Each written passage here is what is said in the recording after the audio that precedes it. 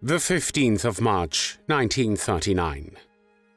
German troops marched through the streets of Prague, their boots echoing on cobblestones, and the Protectorate of Bohemia and Moravia is proclaimed. The Gestapo makes its headquarters in the heart of the city. But citizens refuse to bend, joining the underground resistance, helping families of the persecuted, and enduring arrest, interrogation, and years of Nazi prisons.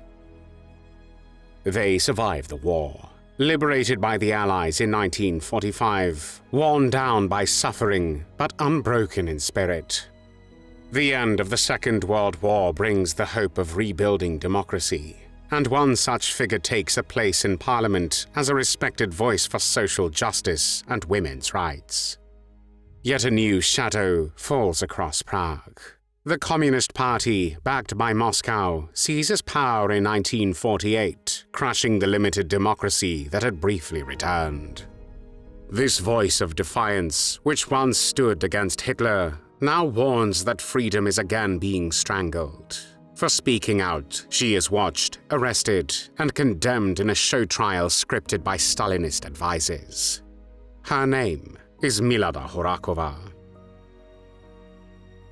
Milada Hora kova was born as Milada Králova on the 25th of December 1901 in Prague, then part of the Austro-Hungarian Empire.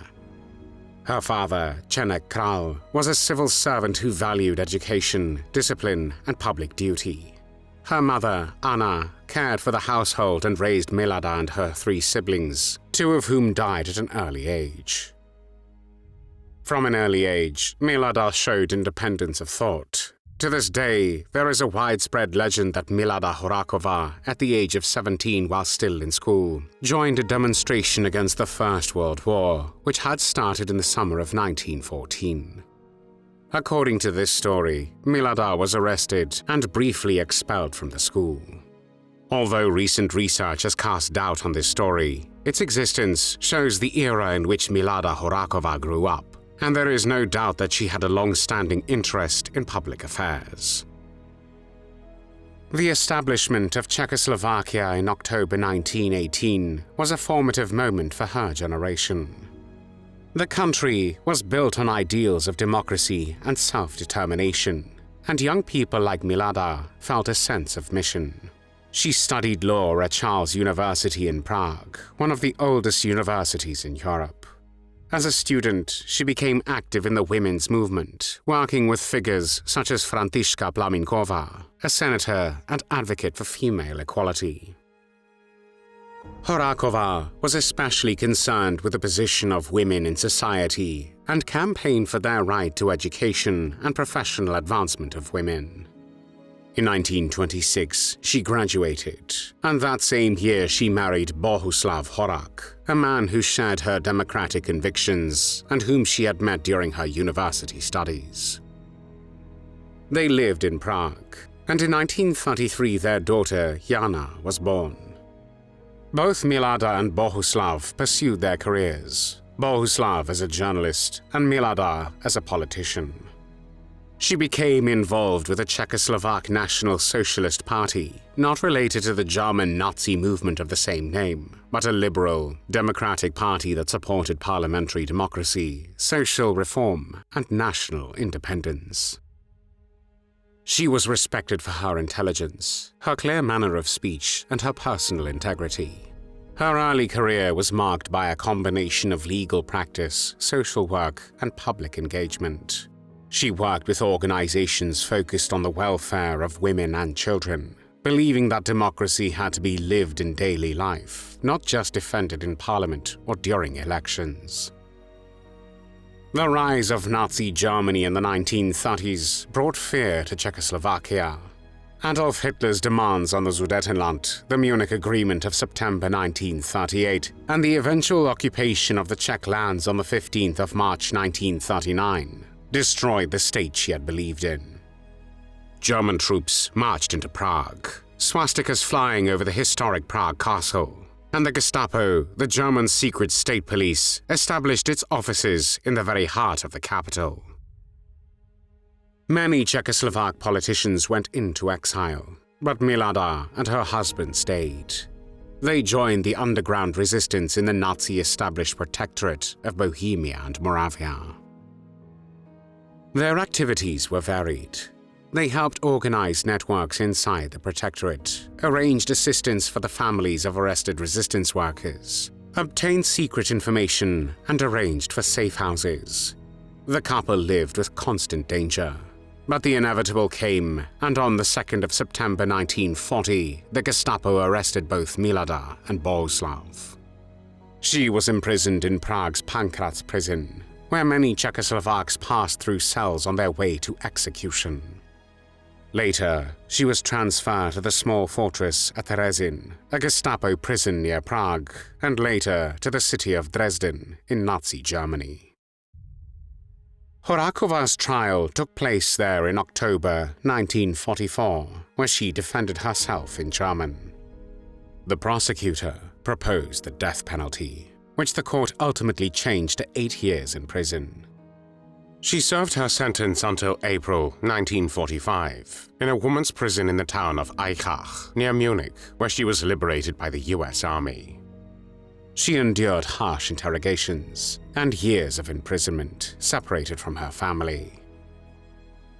Her husband was also imprisoned by the Germans, and their daughter, still a child, was raised by relatives.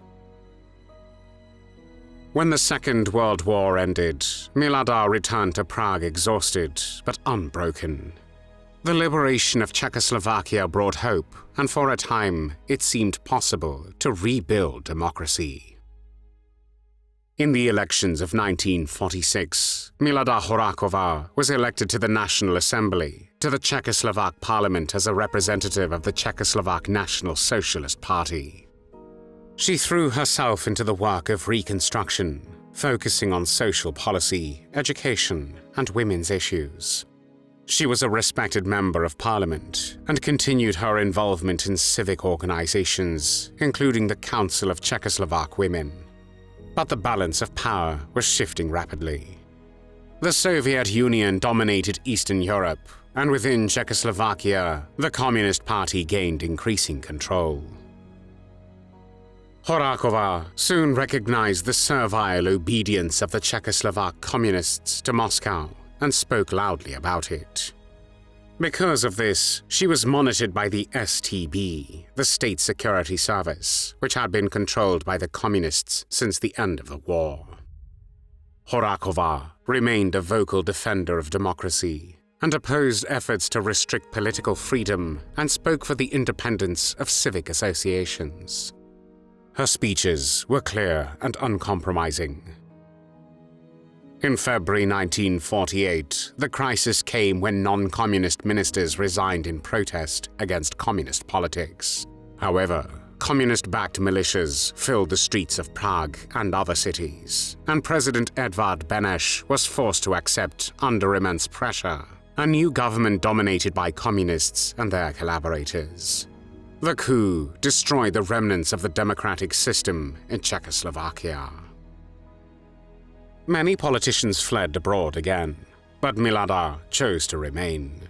She felt she must continue to speak for her principles, even under hostile conditions. She continued her public work, although under increasing surveillance. By 1949, the regime was preparing large show trials, modeled on Stalin's purges in the Soviet Union, to eliminate all potential opposition. On the 27th of September 1949, she was arrested by the state security. Milada Horáková was accused of leading a conspiracy to overthrow the communist regime, of espionage, and maintaining contacts with Western intelligence services. None of the charges had any basis in reality. During the long months of pre-trial detention, she was subjected to intense interrogation. Prisoners in such conditions were deprived of sleep, threatened, and manipulated until they signed false confessions. Some broke completely, others tried to preserve fragments of dignity. Though Milada endured repeated interrogations, she never abandoned her core convictions. The trial, which opened on the 31st of May 1950, was staged for propaganda purposes. It was a show trial in the full Stalinist sense. The proceedings were broadcast on radio and reported in detail in the press. After the first 3 days, the court was literally flooded with hundreds of resolutions and letters from factories, offices, and municipalities calling for severe punishment, most for the death penalty. This was the result of instructions from the Communist Party apparatus. Alongside Milada, 12 others were tried, including her colleagues from the National Socialist Party. The prosecution accused them of plotting violent overthrow, of working for American intelligence, and endangering the state. Her defense was remarkable for its calmness. She did not deny her opposition to the communist system, but she refused to admit to false crimes. She insisted she had worked for the people of Czechoslovakia, not for foreign powers. She spoke with dignity, and for those who listened, her courage was unmistakable. However, their fate had already been decided outside the courtroom. This was the first major political trial in Czechoslovakia, in which Soviet advisors played a significant role in its preparation, and for the first time, pre-prepared scripts for testimony and stage directions for the trial were used. On the 8th of June, 1950, when the court pronounced the sentence, 4 of the defendants, including Milada, were condemned to death. Appeals for clemency poured into Czechoslovakia from abroad. Among those who pleaded for her life were Winston Churchill, Albert Einstein, and Eleanor Roosevelt. But Klement Gottwald, the communist president of Czechoslovakia, refused mercy. Before her death, she wrote letters to her family. The brutality and malice of the communist regime is also evident in the fact that the authorities never handed them over to her loved ones. The letters only reached them in 1990, after the murderous regime fell in 1989. On the morning of the 27th of June, 1950, Milada Horáková was hanged in Pankrác prison. Her last words were, "I have lost this fight, but I leave with honor. I love this country. I love this nation. Strive for their well-being. I depart without rancor towards you. I wish you. The hangman probably didn't let her finish and began the execution. Her agony lasted almost a quarter of an hour. She did not die instantly from a broken neck on the gallows, but slowly suffocated to death. She was 48 years old. Her murder was one of the darkest acts of the communist regime, which continued to oppress and destroy the lives of Czechoslovak citizens for nearly 4 more decades, until its collapse in 1989.